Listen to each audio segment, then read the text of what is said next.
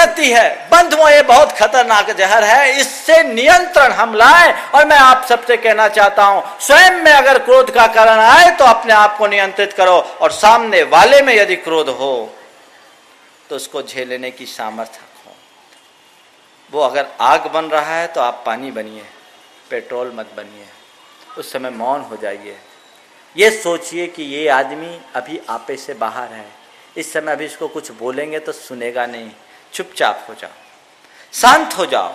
अक्सर ऐसा होता है जब आग लगती है तो आप कभी ऐसी बेवकूफ़ी नहीं करते, तुरंत पानी डालते, एक क्षण में पानी डालते हैं। जैसी आग तो बहुत दूर की बात है, चिंगारी को बुझा डालते हैं। संत कहते हैं ऐसे ही क्रोध एक आग है, अगर सामने वाले के अंदर क्रोध आ रही है तो आप अपनी सहिष्णुता का जल उस पर डालिए, वो क्रोध अपने आप शांत होगा और कभी विप्लवकारी नहीं होगा। लेकिन यदि उसके क्रोध पर प्रतिक्रिया का पेट्रोल डालोगे तो वो क्रोध की आग आग ना होकर ज्वाला बन जाएगी। बंधुओं, आग को तो 2-4 बाल्टी पानी से बुझाया जा सकता है, ज्वाला को तो दमकल भी नहीं बुझा पाता, ज्वाला को दमकल भी नहीं बुझा पाता। इसलिए क्रोध की आग को ज्वाला बनने से बचाइए और वो अपने आप बुझ जाएगी, प्रतिक्रिया से बचिए। बंधुओं, क्रोध के लिए मैं आपको केवल 2 ही सूत्र दे रहा हूं, सकारात्मकता रखिए और प्रतिक्रिया से बचिए। नकारात्मक प्रतिक्रिया न करिए, विनोद प्रियता को साथ लेकर के चलिए, लाइटली लीजिए, ओवर लुक करने की कला सीख लीजिए, आपके ऊपर कभी क्रोध हावी नहीं होगा। दूसरा कारण है ईर्ष्या। ईर्ष्या बड़ा खतरनाक कारण। दुर्बलताएं तो सब है, एक है क्रोध, एक है ईर्ष्या। क्रोध जो है पुरुषों में ज़्यादा होता है, ईर्ष्या महिलाओं में ज़्यादा। ऐसे बुराइयां तो बुराइयां हैं, किसी में कम किसी में ज़्यादा, लेकिन ईर्ष्या भी एक बड़ा खतरनाक रोग है। ईर्ष्या एक ऐसी बुराई है जो हमारे भीतर के ऐश्वर्य को लील जाती है, हमारे चित्त को विदग्ध कर डालती है, भस्म कर डालती है। ईर्ष्या का मतलब क्या है? दूसरों की बढ़ती को न देख पाना, किसी के गुणों को सह न पाना, किसी की प्रशंसा को सह न पाना, किसी की प्रतिष्ठा को झेल न पाना, ऐसी स्थिति होती। अपने से आगे कोई बढ़ता है तो हम उसको झेल नहीं पाते। ये एक ऐसी वृत्ति है, जब कोई व्यक्ति अपने से आगे बढ़ने की कोशिश करता है तो उसे पीछे खींचने की प्रवृत्ति हमारी बन जाती है। ईर्ष्या एक ऐसा विकार है जो हमें सामने वाले का प्रतिद्वंदी बना देती है। बंधुओं, यदि हमसे कोई आगे बढ़ रहा है तो हम उससे जले, इससे बेहतर तो यही है कि हम अपने आप को उससे आगे ले जाने का उपक्रम करें, हम आगे बढ़ें। 2 शब्द हैं, एक है प्रतिस्पर्धा, एक है प्रतिद्वंदता। प्रतिस्पर्धा अनुकरणीय है, प्रतिद्वंदता नहीं। प्रतिस्पर्धा का मतलब है सामने वाले से आगे निकल जाना, और प्रतिद्वंदता का मतलब है सामने वाले को पीछे खींच लेना। 2 तरह की वृत्ति होती है, एक मछली की, एक केकड़े की। मछली क्या करती? मछली जब भी चलती है तो आगे वाली मछली को क्रॉस करके पीछे कर देती है, खुद आगे निकल जाती, बहुत दूर, वो पीछे मुड़ करके भी देखती नहीं। उसका टारगेट अपना ध्येय होता है, उससे लेना देना नहीं। लेकिन केकड़ा खुद आगे बढ़ना नहीं जानता, सामने वाले का टांग खींचना जरूर जानता है। आज ऐसी टांग खिंचाई ज़्यादा होती है। एक जगह एक आदमी तालाब के किनारे मछली पकड़ रहा था और उसके टोकने में, खुले टोकने में कुछ केकड़े पड़े थे। इधर से कुछ छात्र अपने प्रोफेसर के साथ, राजनीति शास्त्र के छात्र थे, अपने प्रोफेसर के साथ चले आ रहे। छात्रों ने कहा कि आदमी बड़ा मूर्ख है, तालाब के किनारे बैठा, खुले टोकने में केकड़े हैं, केकड़े तो उछल करके पानी में चले जाएंगे तो दोबारा इसको मिल नहीं पाएंगे। प्रोफेसर ने कहा, तुम नहीं जानते, इन केकड़ों का स्वभाव अलग है, ये पैदाइशी राजनीतिक होते हैं। ये केकड़े पैदाइशी राजनीतिक होते हैं, कभी पानी में नहीं जा पाएंगे। बोले मामला क्या है? बोले बात ऐसी है, जब तक एक केकड़ा उछक करके बाहर जाने को होता है तब तक 4 उसकी टांग खींच करके नीचे ले आते, पानी में कैसे जाएंगे? ये केकड़े की वृत्ति है जो ईर्ष्या की वृत्ति को उत्पन्न करती है, हमारे अंदर प्रतिद्वंदता को प्रकट करती है। बंधुओं, मैं आपसे केवल इतना कहना चाहता हूं, अपने इस ईर्ष्यालु स्वभाव को कम कीजिए और उसके स्थान पर प्रेम की वृत्ति को पनपाने की कोशिश कीजिए। ईर्ष्या से हमारे अंदर द्वेष की शुरुआत होती है और उसका रूप प्रतिशोध तक पहुंच जाता है। जब मनुष्य का चित्त ईर्ष्या से विदग्ध होता है, सबसे पहले उसके प्रति मन में द्वेष, और द्वेष के बाद फिर विरोध, विरोध के बाद वैर, और वैर के बाद प्रतिशोध की भावना जन्म ले लेती है। ये एक दूसरे से लिंक होती है, और कई कई बार ईर्ष्या के प्रतिशोध के कारण तो बड़ी भयानक स्थितियां बनती। आज से 2-3 बरस पहले जयपुर में एक घटना घटी। 2 भाई थे, दोनों नमकीन के विक्रेता थे। एक की फर्म का नाम था अजब नमकीन, और दूसरे भाई की फर्म थी गजब नमकीन। अजब और गजब नमकीन के नाम से 2 प्रतिष्ठान थे। अखबारों में आप लोगों ने पढ़ा होगा इस घटना को। बंधुओं, आप लोग अखबार पढ़ते हो तो केवल अखबार की तरह पढ़ते हो, और हम लोग जब कभी अखबार पढ़ते हैं तो उसमें युग का दर्शन करते हैं। वो घटना, दोनों सगे भाई थे।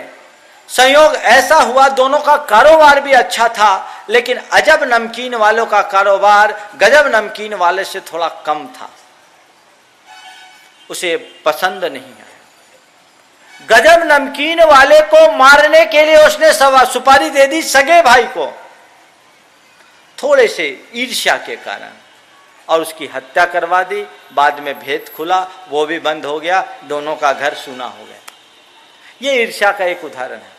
ईर्ष्या के कारण भाई और भाई के बीच में, इस पे देवरानी जेठानी के बीच में, और परिवार के अन्य सदस्यों के बीच में कितनी ज्यादा कटुता उत्पन्न होती है, आप लोग रोज इसका एहसास करते हैं।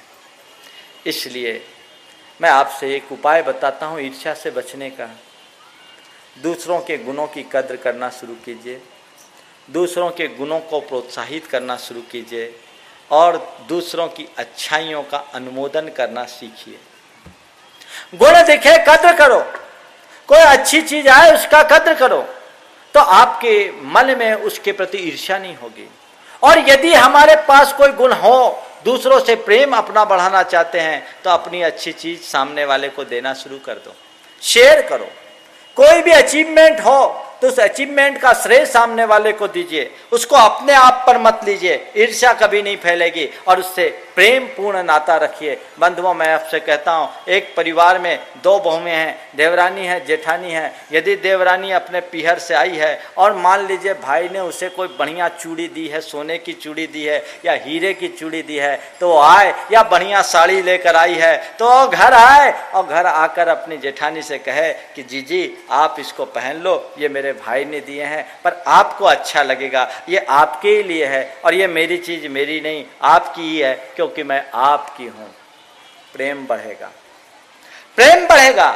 और देवर जेठानी को अगर कोई चीज मिले तो अपने लिए पहनने की जगह, उसका उपयोग करने की जगह अपनी देवरानी को वो चीज पहले दे, और उससे कहे कि बहन तू पहन तो देख तो कैसे लगती है, तू पहन लेगी फिर मैं पहनूंगी, तो कितना अंतर आएगा। लेकिन ऐसा करना बड़ा मुश्किल हो जाता है। ऐसा करेंगे महाराज तो मजा क्या आएगा? आपको क्या पता मजा क्या आता? मजा तो तब आता है जब ऐसी चीज पहने और 10 बार उसके सामने से निकले आंखें मटकाते हुए, तब मजा आता है। ये मजा ऊपरी मजा है, इसमें क्या आनंद है? बंधुओं, ऐसा करने से द्वेष बढ़ेगा, ईर्ष्या बढ़ेगी। आप अपने मन में ईर्ष्या की आग न जलने दें, और अपने प्रति किसी को ईर्ष्या उत्पन्न करने का अवसर कभी न दें। इसको जीतिए। धर्म का असली आनंद यही। आपके मन में ईर्ष्या होगी, आप कभी शांत नहीं होंगे। किसी को परेशान करने का भाव हो, किसी को तिरस्कृत करने का भाव हो, किसी को नीचा दिखाने का भाव हो, आप शांति से नहीं रह सकते। लिखने वाले ने बड़ी सही बात लिखी, परेशान होने वाले को सकून कुछ मिल भी जाता है, परेशान करने वालों की परेशानी नहीं मिटती।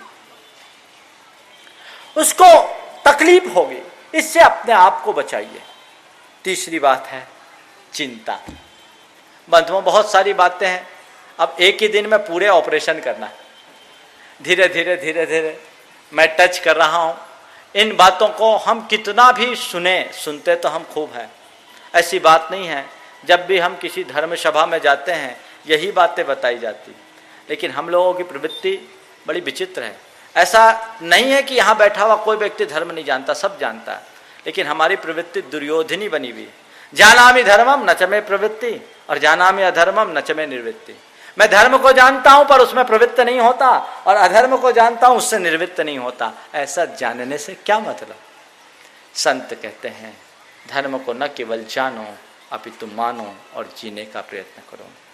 यदि हमारे अंदर जीने की तत्परता है तो धर्म का एक वाक्य भी हमारे जीवन में आमूल चूल परिवर्तन कर सकता है, और यदि हमारे भीतर वैसी तत्परता नहीं है तो सारी जिंदगी धर्म का नाम रटने के बाद भी हम अपने जीवन को धर्ममय नहीं बना सकते। इसलिए उन बातों को देखिए। ईर्ष्या एक बहुत बड़ी बुराई है।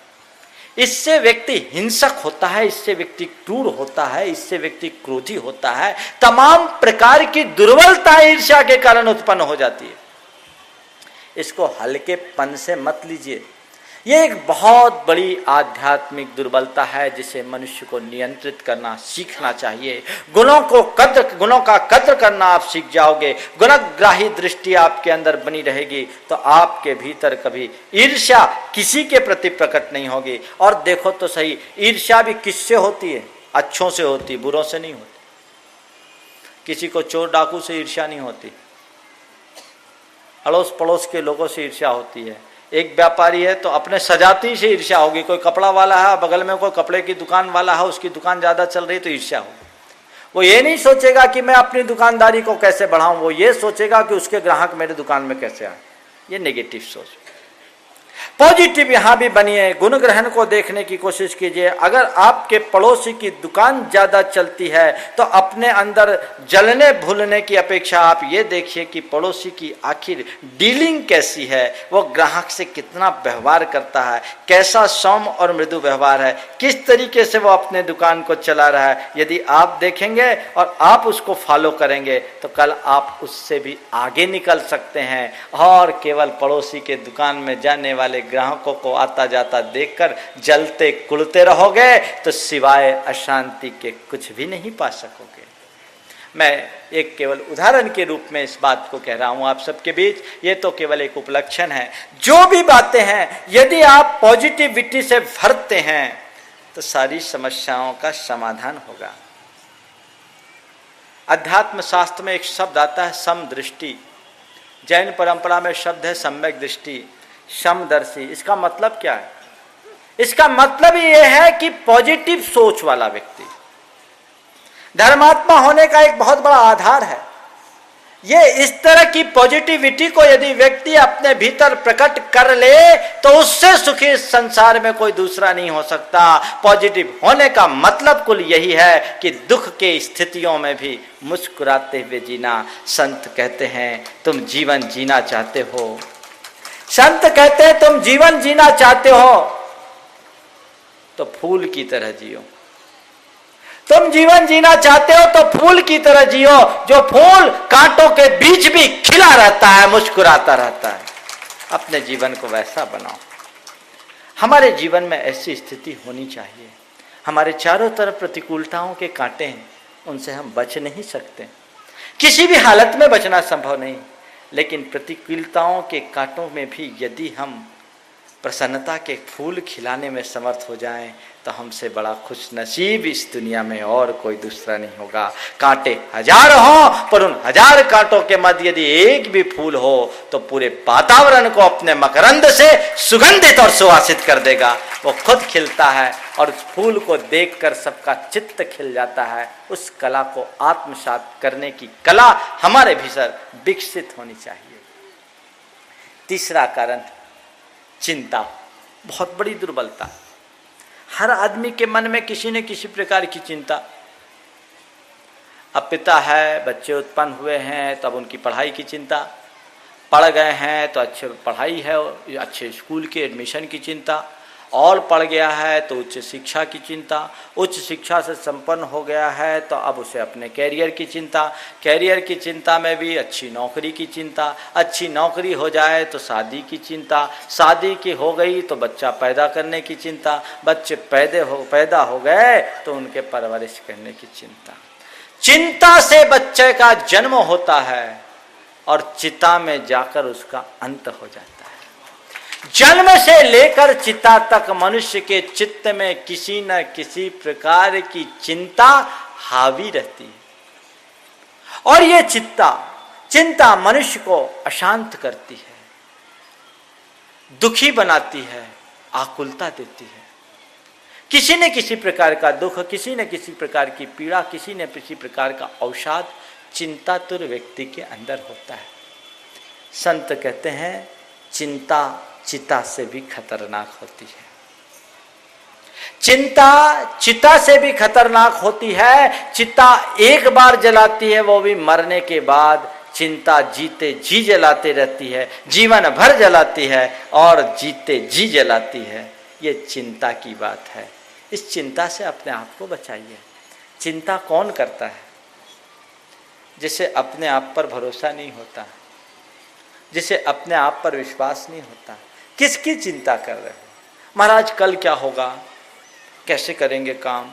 बंधुओं, दो तरह की चिंताएं होती है, एक सार्थक चिंता और एक व्यर्थ की चिंता। मैं देखता हूं आजकल लोग व्यर्थ की चिंताएं ज्यादा करते हैं, सार्थक चिंता कम। मैं मानता हूं कि बहुत सारे कार्यों के विषय में व्यक्ति को विचार करना पड़ता है, वह भी एक प्रकार की चिंता है, पर वह चिंता नहीं, भविष्य के प्रति सजगता है। आप अपने भविष्य के प्रति सजग रहो, इसमें कोई बुराई नहीं है। उसकी योजना बनाओ, प्लानिंग बनाओ, इसमें कोई हानि नहीं है। भविष्य की सजगता तो समझने लायक है, लेकिन भविष्य की चिंता कतई अनुकरणीय नहीं।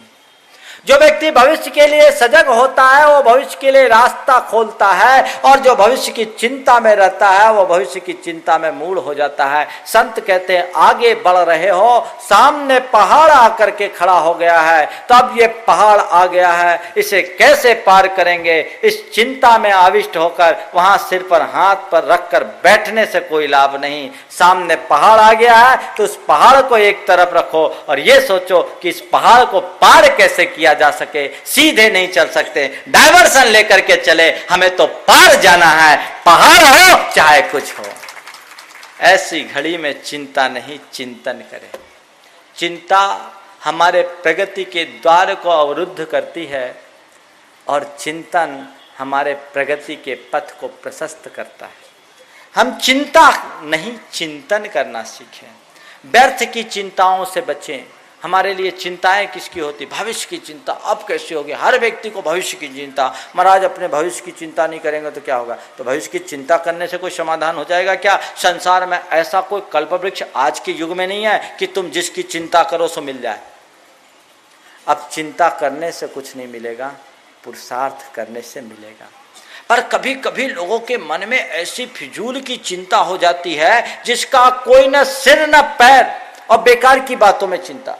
एक बहन मेरे संपर्क में आई, उसने एक दूसरी बहन के शरीर में एक वाइट स्पॉट देख लिया, सफेद दाग देखा। उसने जब उससे बातचीत की तो बोला, डॉक्टर ने कहा आजकल तो ये किसी को भी हो सकता है।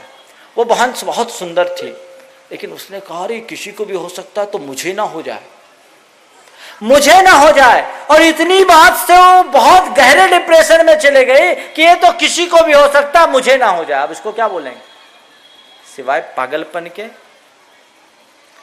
संत कहते हैं संसार की सारी व्यवस्थाओं को अपने ऊपर मत ओढ़ो, सब प्रभु परमात्मा के चरणों में सौंप दो, अपने कर्मों के ऊपर छोड़ दो, सारा समाधान मिल जाएगा।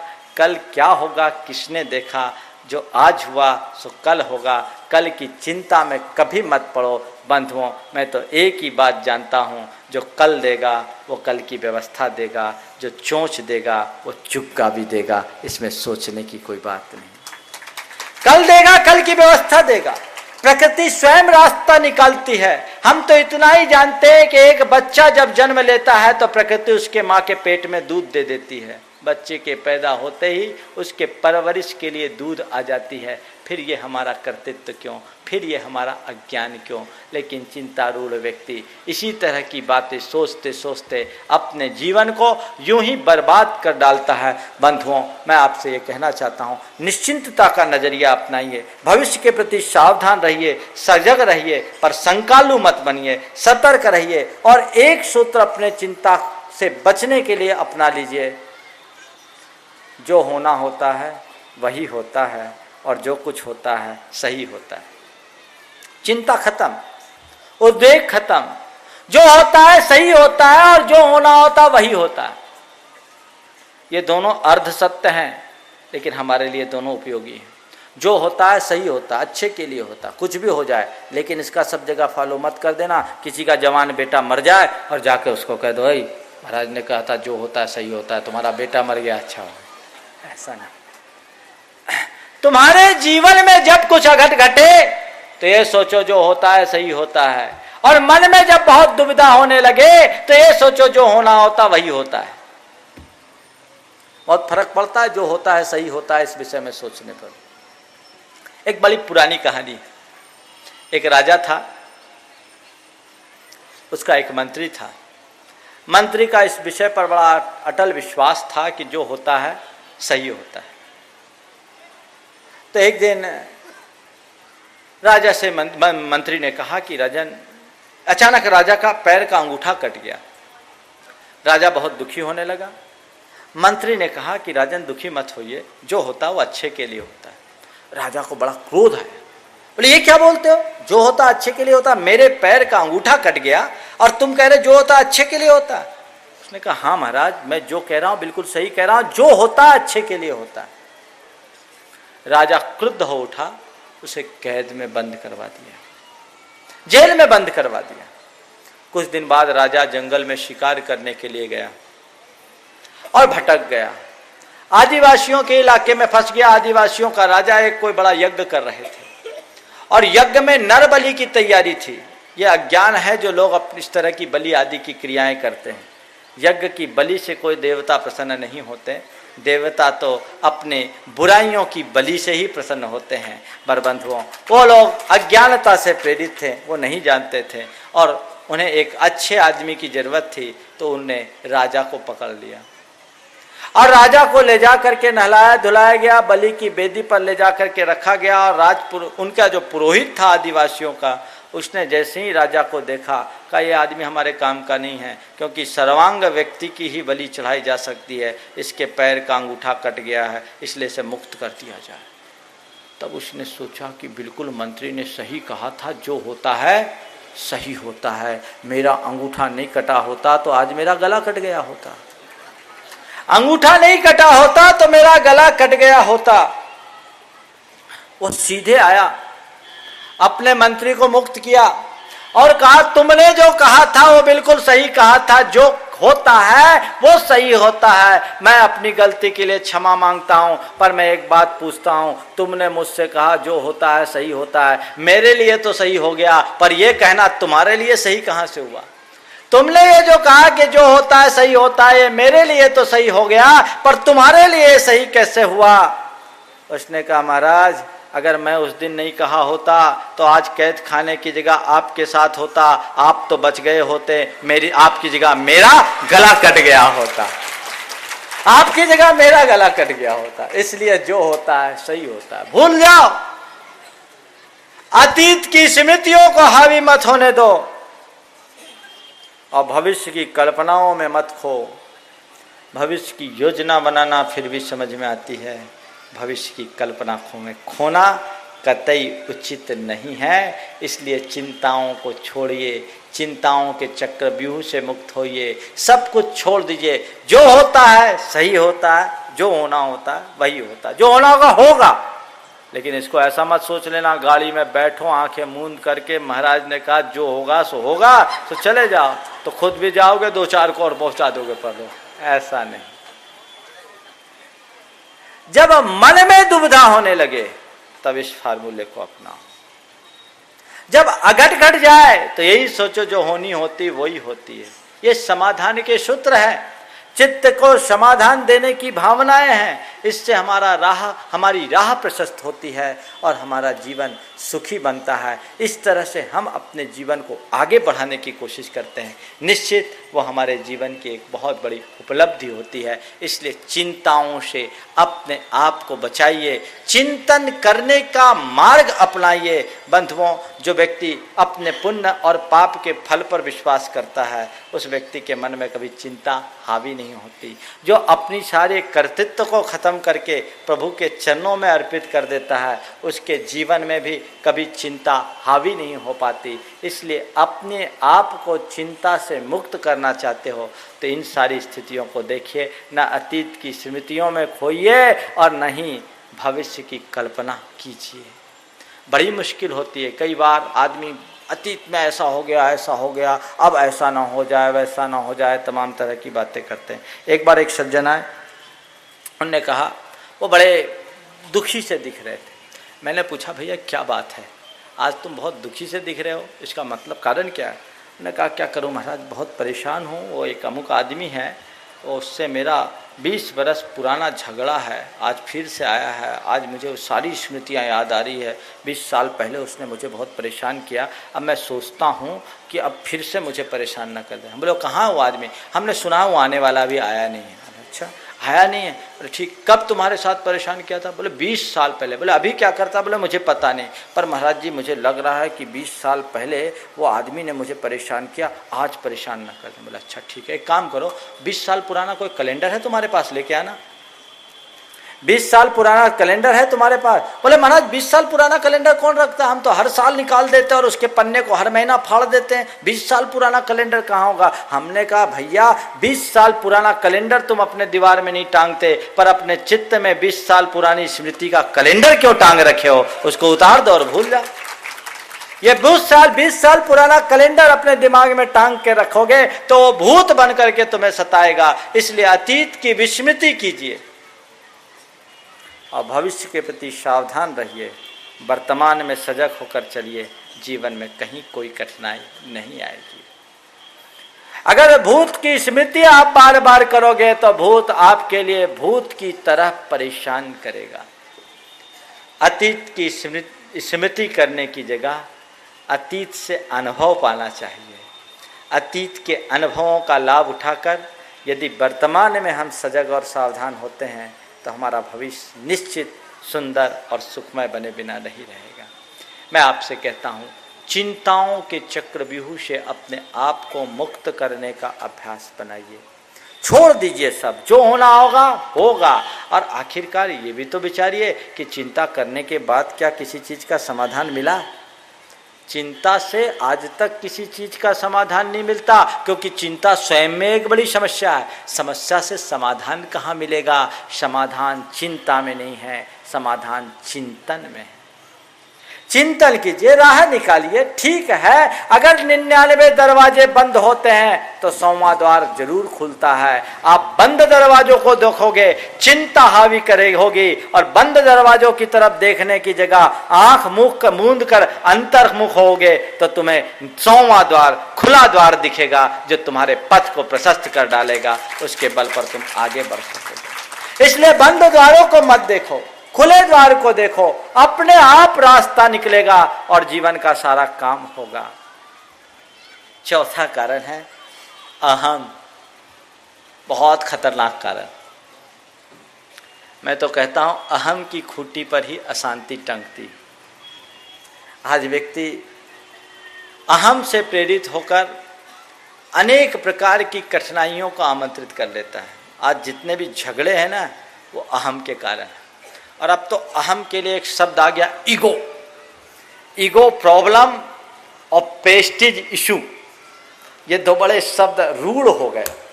कोई भी बात हुई प्रेस्टीज इशू, प्रेस्टीज का सवाल, ये तो बड़ा ईगो का प्रॉब्लम है।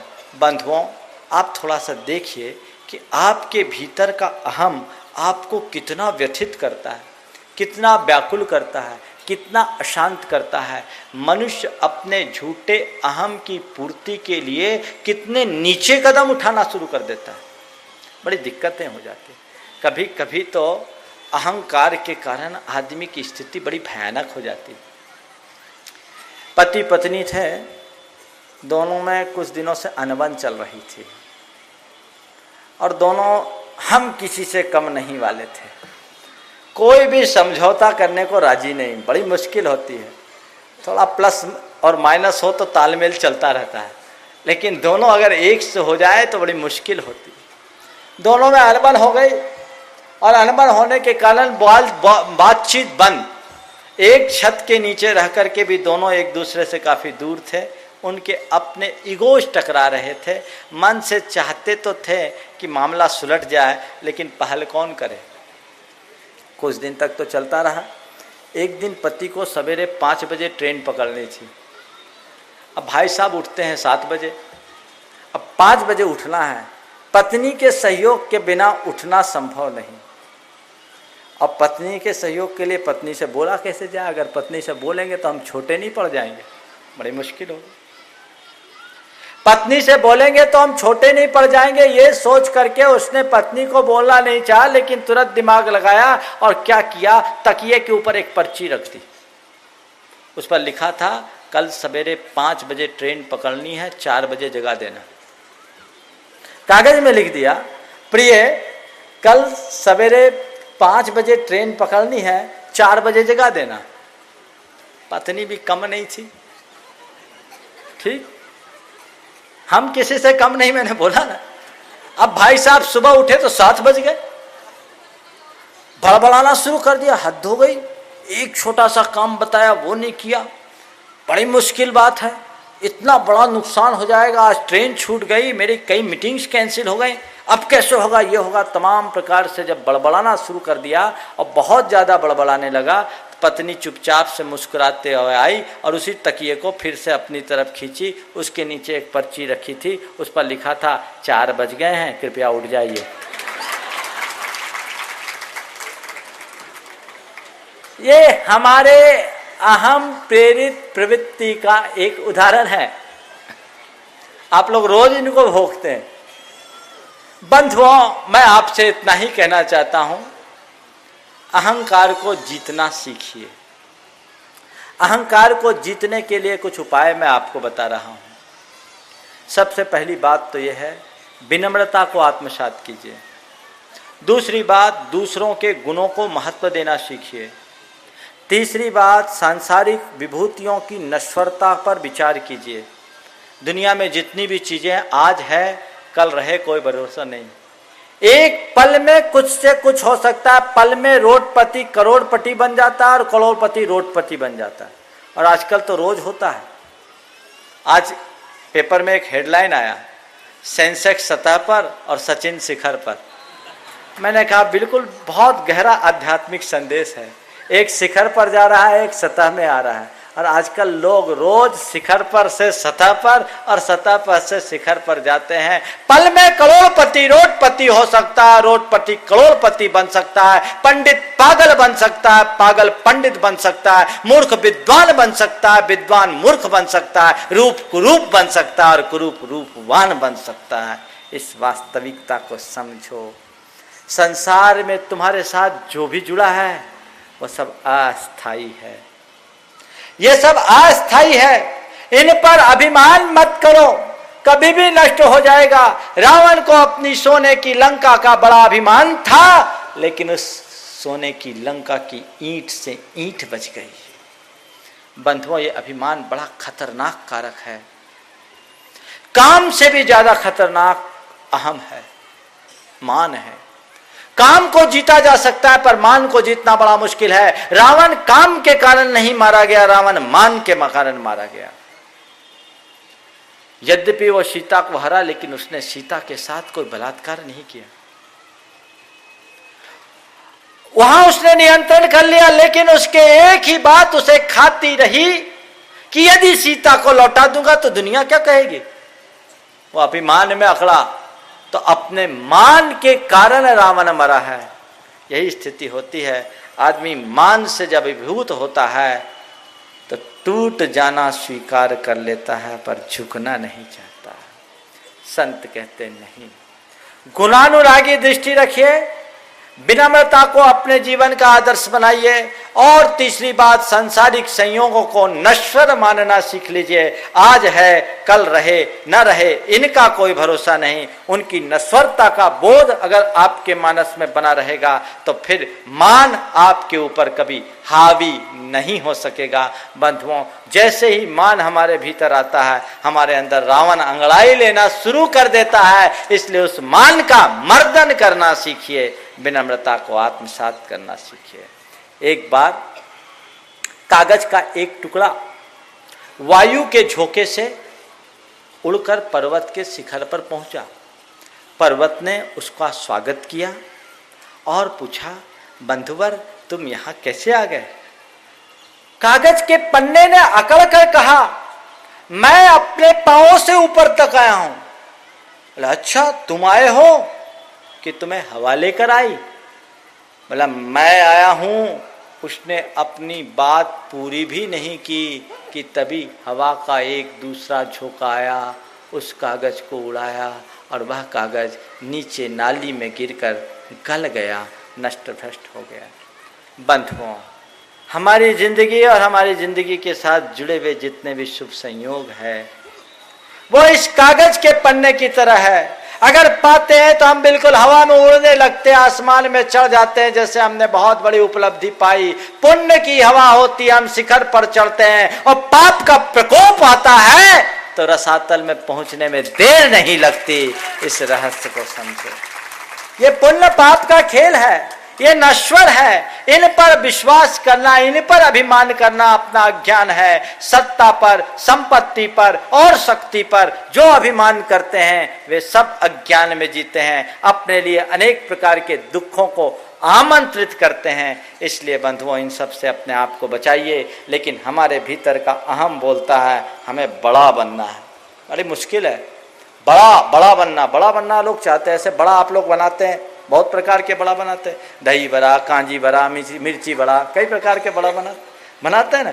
दही बड़ा, कांजी बड़ा, मिर्ची बड़ा, कई प्रकार का बड़ा बनाते हैं। पर उन सबसे बड़ा है एक मैं बड़ा। मुश्किल ये है कि बाकी सब बड़े तो हजम हो जाते हैं, मैं बड़ा कभी हजम नहीं हो पाता। ये छोड़िए, इसको दिमाग से निकालिए और अपने इस अहंकार प्रेरित प्रवृत्ति को रोकने की कोशिश कीजिए। आपके जीवन में निश्चित सुख का साम्राज्य स्थापित होगा। अंतिम कारण है तृष्णा, आसक्ति, जो मनुष्य को बहुत प्रभावित करती है। मैंने परसों आपसे कहा था कि मृग तृष्णा के पीछे दौड़कर हर व्यक्ति आज व्याकुल हो रहा है। मनुष्य के भीतर भी बहुत सारी तृष्णा है। तृष्णा का कारण ही परिणाम ये है कि उसके पास जो है उसे उसमें सुख नहीं दिखता, वो उसके पीछे पागल होता है जो उसके पास नहीं है। संत कहते हैं अपनी तृष्णा की सीमा रखो। तुम्हारे पास जो है उसे पसंद करो, जो नहीं है उसके पीछे पागल मत हो।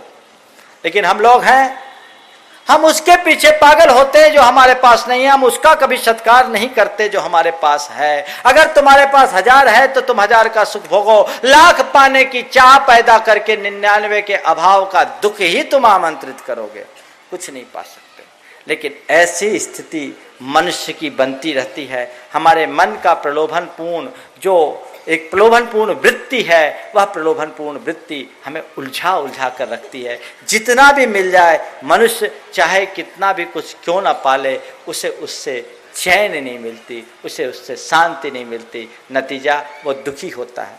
एक बार ऐसा हुआ, कोयल का बच्चा मोर को देखकर मचल उठा। उसने अपनी माँ से कहा कि माँ, मेरे ये काले काले पंख मुझे अच्छे नहीं लगते, मुझे मोर जैसे सुंदर सुंदर पंख चाहिए। कोयल ने बच्चे को समझाया कि बेटे अपने ये पंख हैं, बड़े सुंदर हैं, अच्छे हैं, ठीक है। नहीं माँ, मुझे तो मोर जैसे पंख चाहिए। वो एकदम मचल उठा। और जब बच्चे मचलते हैं तो माँ बाप की मुसीबत थोड़ी जानते हैं, वो मानने को तैयार नहीं। बच्चे का मन रखने के लिए कोयल मोर के पास गई और उससे कहा कि मोर भैया, तुम्हारे पंख बड़े सुंदर हैं, मेरा बच्चा तुम्हारे पंखों के लिए मचल रहा है, अपने 1-2 पंख दे दो तो मेरे बच्चे का मन रह जाएगा।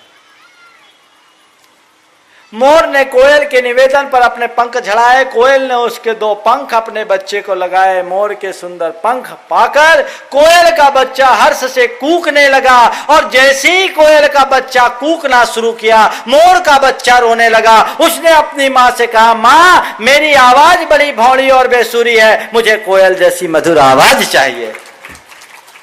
यह स्थिति संसार की है। छोड़कर निश्वास कहता है नदी का यह किनारा, उस पार ही क्यों बह रहा है जगत भर का हर्ष सारा।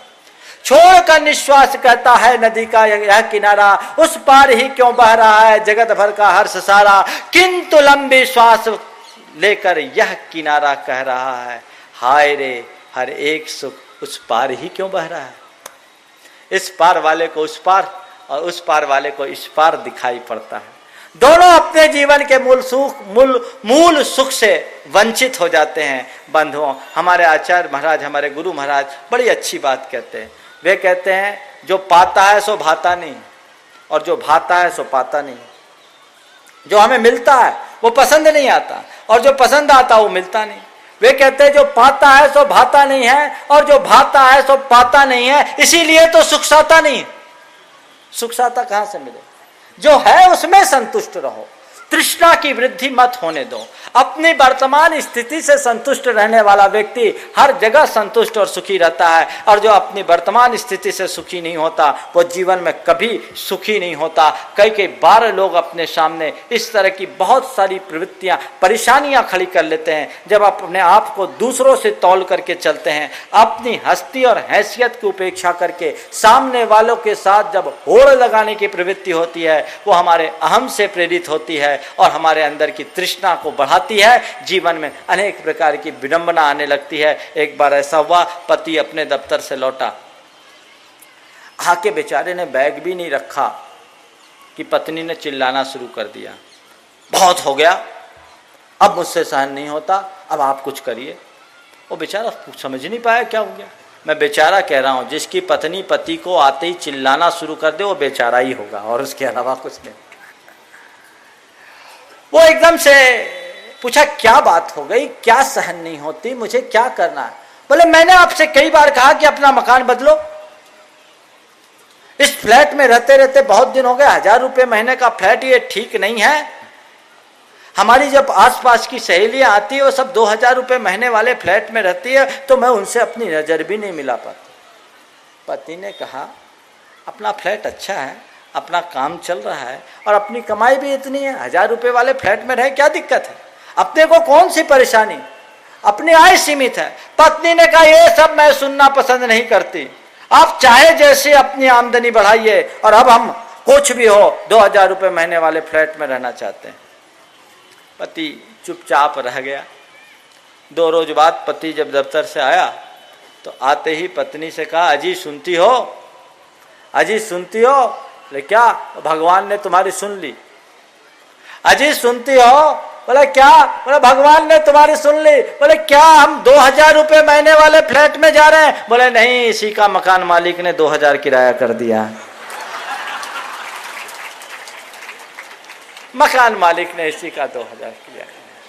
बंधुओं, ये हमारी आकांक्षाओं को बढ़ाने वाले कारक हैं, ये हमारी तृष्णा को बलवान बनाने वाले परिणाम हैं। इन पर अपना नियंत्रण रखिए। संतोष के माध्यम से ही अपनी तृष्णा को नियंत्रित किया जा सकता है। आपके पास जो है, जितना है, आप उतने को ही स्वीकार कीजिए, उतने में ही संतुष्ट रखिए। आपके लिए वही काम में आएगा, पड़ोसी का लाखों करोड़ तुम्हारे काम में नहीं आएगा। तुम्हारे पास जो है, जितना है, वही सब कुछ है। तुम हमेशा सकारात्मक देखो, तुम्हारे पास क्या है इसे देखो। तुम देख रहे हो कि किसी के पैरों में बहुत सुंदर जूते हैं, तो उसे देखकर अपने मन में हीनता का भाव मत लाओ, या उसकी जूते को देख करके मत ललचाओ। इस बात को लेकर अपने मन को मत कोसो कि मेरे पास जूते हैं, जूते नहीं हैं। परमात्मा को इस बात के लिए धन्यवाद दो कि प्रभु, मैं कितना भाग्यशाली हूँ कि तूने मुझे पैर दिए। बहुत तो ऐसे भी हैं जिनके पास पाँव भी नहीं है। दूसरे के जूते को देखकर अपने जूते के अभाव का दुख आमंत्रित मत करो, अपने पैरों पर दृष्टि केंद्रित करो और पैरों का सुख भोगो। जब भी तुम पर जीवन में दुख हावी होने लगे और तुम्हें तुम्हारा अभाव सालने लगे, तो तुम उन अभावों से प्रभावित मत हो। तुम्हारे पास जो सद्भाव है उसका मूल्यांकन करना सीखो, तुम्हारा जीवन धन्य हो उठेगा। अभावों से अगर प्रभावित होगे तो 3 लोक की संपदा भी मिल जाने के बाद तुम कभी सुखी नहीं हो सकोगे। और सद्भावों का मूल्यांकन करना सीखोगे तो तमाम अभावों में भी प्रसन्नता से जी सकोगे। ये धारणा अपनी निकाल दीजिए कि जितना ज़्यादा सद्भाव होगा मेरा जीवन उतना ही सुखी होगा। सद्भावी सुखी और अभावी दुखी, ऐसी धारणा बिल्कुल दूर कर देना, क्योंकि अगर ऐसा करोगे तो आप सब सुखी हो जाएंगे और सबसे ज़्यादा दुखी तो हम हो जाएंगे, क्योंकि हमारे पास तो कुछ भी नहीं है। यदि ऊपर से देखा जाए तो सबसे ज्यादा अभाव हमारे पास है, एक छिदाम भी नहीं है, ना हमारे पास घर है, ना वस्त्र है, ना कुछ है, 5 पैसा भी हमारे पास नहीं है। पर बंधुओं, दुखी अभाव नहीं करता, अभाव की अनुभूति दुखी करता है। अगर मैं अपने अभाव का अनुभव करने लगूं तो सच में बहुत बड़ा दुखी हो जाऊंगा, और मैं अपने भीतर के भाव को देखूंगा, अपने स्वभाव को देखूंगा तो सुखी बना रहूंगा। साधु संतों के चरणों में बड़े बड़े सेठ साहूकारों का अपना सिर झुकाना इसी बात का प्रमाण है कि सद्भाव में सुख नहीं है, सुख तो आध्यात्म के आनंद में है। हमारे भीतर वो आध्यात्मिक आनंद प्रकट हो, हम अपने जीवन को धर्म क्षेत्र बना सके, इन बुराइयों को विदा देने का प्रयत्न करें, सद्भावों को अपने जीवन में जगाएं, जिसमें सबसे बड़ा सार की जो बात, सबसे बड़ी सार की बात है वही केवल इतनी है कि हमारी सोच पॉजिटिव हो, हमारा चिंतन तात्विक हो, हम अपनी इन दुर्बलताओं से अपने आप को मुक्त करें, क्षमता को, सरलता को, सहजता को और शांति को अपने जीवन का लक्ष्य बनाएं। जो भी कारण इन सब को प्रभावित करते हैं उनसे अपने आप को बचाने की कोशिश करें। इसी शुभ भावना के साथ आज आप सबका समय पूर्ण हो गया है। मैं अपनी वाणी को यहीं पर विराम दे रहा हूँ। बोलिए अहिंसा परमो धर्म की।